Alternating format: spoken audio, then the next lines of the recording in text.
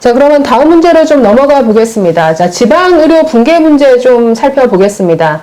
자, 지금 지방의대 증원을 하면은 이 지방의료 붕괴 문제도 해결될 것이다. 지금 지방분들이 다 서울 수도권으로 올라와서 치료받고 있는데 이게 지방에 의사가 없기 때문이다. 그래서 지방에 있는 의대 정원을 더 늘려야 한다. 그래서 이 문제를 해결해야 된다라고 얘기를 하고 있거든요. 예, 예. 자, 이 문제 어떻게 보십니까? 예, 그래서 지금 이번에 이제 각 의대별로 정원하는 숫자를 이제 받았지 않습니까? 그렇죠. 받다 보니까 지방 의대 쪽에서 정원하는 숫자가 훨씬 많았죠. 수도권 뭐 의대들은 뭐 거의 뭐 하지 않거나 네. 해봤자 한 10명 정도 수준인데 네. 뭐 경북대만 하더라도 250명인가요? 근데 그걸 저는 뭐 대학 입장하고 병원 입장, 의사 입장은 그렇죠. 당연히 다 다르겠죠. 달라서. 네, 청장하고 의대 학장하고 또 다를 뭐 거고요. 대학 입장에서 네. 의대 뭐 더 늘리고 하면 좋죠. 예. 그런데 그런다고 해가지고 지역 의료가 되살아날까요? 저는 아니라고 봅니다. 네. 근데 그 근거를 제가 말씀을 드릴게요. 네. 지금 현재도 보면은 각 대학별 의대 정원을 보면은 수도권, 그러니까 서울, 경기, 인천에 인구 그 10만 명당 네. 의대 정원이 4명입니다, 4명. 네, 왼쪽에 보니까 서울, 경기, 인천이 나오는데 합산을 하면은 자, 수도권 맨 오른쪽 아래 보시면 10만 명당 의대 정원이 수도권은 지금 4명으로 나옵니다. 의사 수가. 예. 이 오른쪽에 보시면은 이제 비수도권, 그러니까 지방이죠. 네. 그 지방의 그 뭐 강원대부터 시작해가지고 경북대, 제주대까지 네. 보시면은 그 정원이 2023명이에요. 수도권이 1035명이고요. 네. 그 한 지방의 의대 정원이 오히려 수도권보다 2배 많죠. 네, 보니까 왼쪽에 수도권 현재 정원이 1035명. 그런데 오른쪽에 지방 비수도권 보시면 2023명. 그러니까 인구 10만 명당 지방이 지금 8명이죠. 네, 맨 오른쪽 보니까 8명으로 되어 있습니다. 수도권은 4명이지 않습니까? 2배 이상. 2배 이상이 높은 상황인데, 네. 그 지방에 의사가 없어요. 이상하지 않습니까? 이게 뭐, 왜 그럴까요? 그러네요. 지금 어떤 현재 그 표를 보더라도 수도권보다 지금 현재도 훨씬 많습니다. 지방 의대의 어떤 정원이 많은 걸로 그렇죠. 나옵니다. 지방 의대 출신의 의사들이 지방에 그대로 남았으면은 네.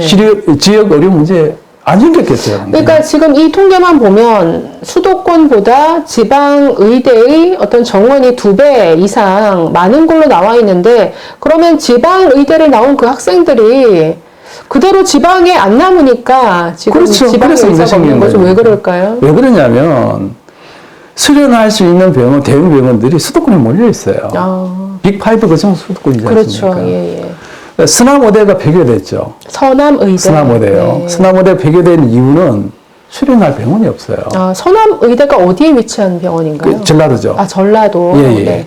근데 병원이 없다 보니까 수련을 할 수 없으니까. 그러니까 결국 수도권으로 못 올라왔어요. 그냥. 네. 그러니까 지방에서 의대를 졸업하더라도 수련을 해야 되는데 수련할 병원이 없어서 결국 수도권에 오게 된다. 그러니까 수도권에서 인턴 레지던트 하던 사람들이 네. 다시 지방을 안 내려가고 주지 않죠. 네. 그러니까 지방의대는 졸업했는데 이 수련을 수도권에서 하다 보니까 결국 그 의사들이 수도권에 남는 확률이 훨씬 많다. 예, 그러다 보니까 지방에는 의사가 없죠. 네. 또 근본적인 이유는 네네. 지방에 사람이 없습니다. 환자가 없어요. 그래서 저는 이 문제는 사실 예. 뭐 의대만의 문제가 아니죠. 아니라 예. 네. 지방 이건 뭐 지방 지역 어떤 그렇습니다. 수도권과 어떤 예, 지역 예. 격차 문제 이거 예, 뭐 SRT, 같이 봐야 KTX 이야기도 하지만은 네. 생각해 보십시오. 교육부는 지금 지방에 학교들 다 폐기했지 않습니까? 네네. 학생이 없으면 폐기하잖아요.